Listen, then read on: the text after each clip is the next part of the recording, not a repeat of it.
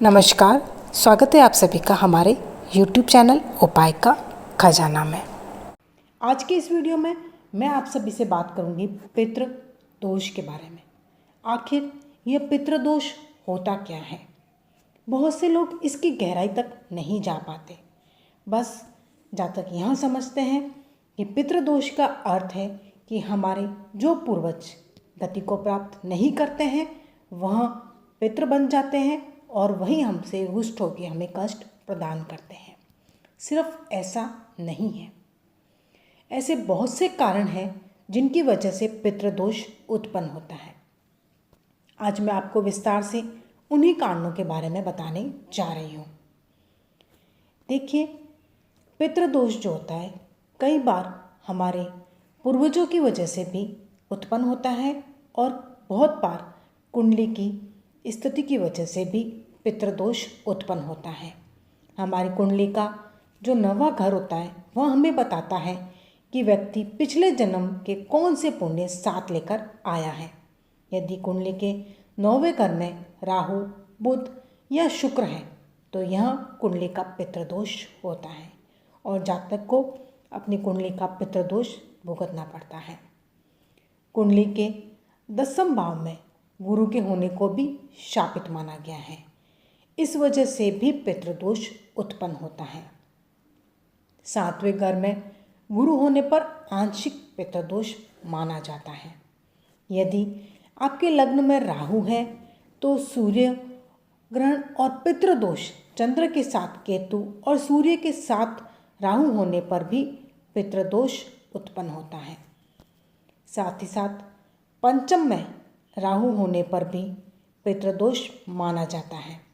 जन्मपत्री में यदि सूर्य पर शनि, राहु और केतु की दृष्टि या युति द्वारा प्रभाव हो तो जातक की कुंडली में पितृ ऋण की स्थिति मानी जाती है। ऐसा माना जाता है कि पितृदोष का संबंध बृहस्पति अर्थात गुरु ग्रह से बताया है। अगर गुरु ग्रह पर 2 बुरे ग्रहों का असर हो, गुरु 4, 8, 12वें भाव में हो या नीच राशि में हो तथा अंशों द्वारा निर्धन हो तो यह दोष पूर्ण रूप से घटता है और यह पितृदोष पिछले पूर्वज से, हमारे पूर्वजों से चला आता है जो 7 पीढ़ियों तक चलता रहता है। यदि आपके घर का उत्तर या ईशान कोण सही नहीं है तो भी पितृदोष या देवदोष का कारण बन सकता है। यदि आपके सारे ग्रह नक्षत्र सही है परंतु आपके घर का वास्तु सही नहीं है तो भी पितृबाधा पर विचार करना चाहिए।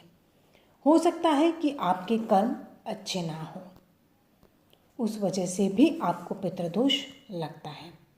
सब कुछ ठीक होने के बावजूद आपको बार बार जीवन में परेशानी आ रही है तो आपको आपके पूर्वजों के कर्म का भुगतान करना पड़ता है। यह भी एक तरह का पितृदोष है। आपके किसी पूर्वज या कुल के किसी भी सदस्य का रोग यदि आपको लग जाता है तो यह भी पितृदोष माना जाता है। पितृबाधा का मतलब यह होता है कि आपके पूर्वज आपसे कुछ अपेक्षा रखते हैं, उनकी मुक्ति नहीं हो पाई है या कोई अदृश्य शक्ति आपको परेशान कर रही है तो यह भी पितृदोष माना जाता है। जब कोई जातक आपके पूर्व जन्म में धर्म विरोधी कार्य करता है तो वह इस जन्म में भी अपनी इस आदत को दोहराता है।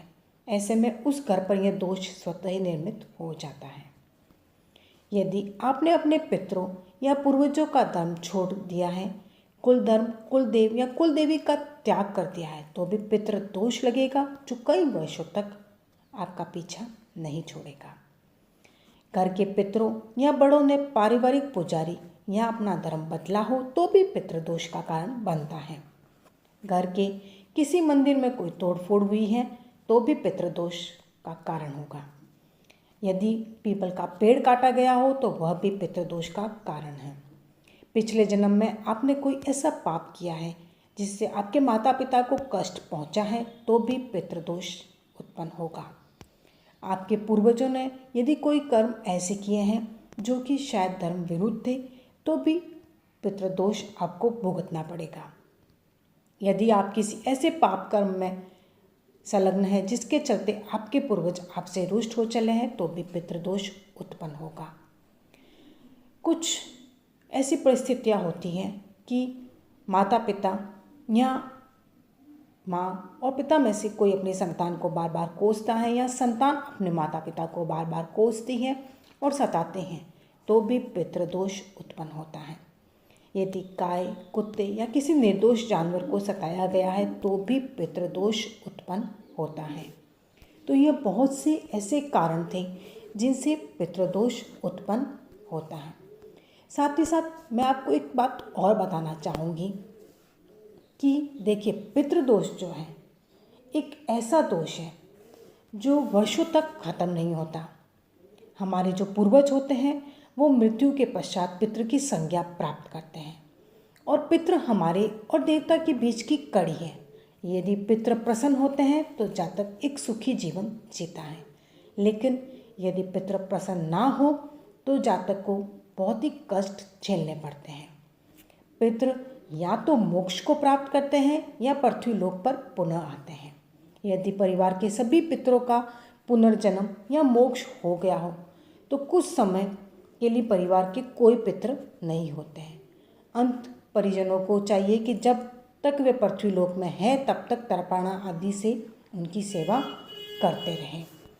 साथ ही साथ मैं आपको अपने एक नेक्स्ट वीडियो में ये भी बताऊंगी कि यदि आपको पितृदोष को पहचानना हो तो आप कैसे पहचानेंगे। पितृदोष के लक्षण मैं आपसे स्पष्ट करूंगी। यदि आज आपको मेरे पितृदोष के कारण समझ में आए हो तो वीडियो को लाइक कीजिएगा, चैनल को सब्सक्राइब करके बेल आइकन भी ज़रूर प्रेस कीजिएगा।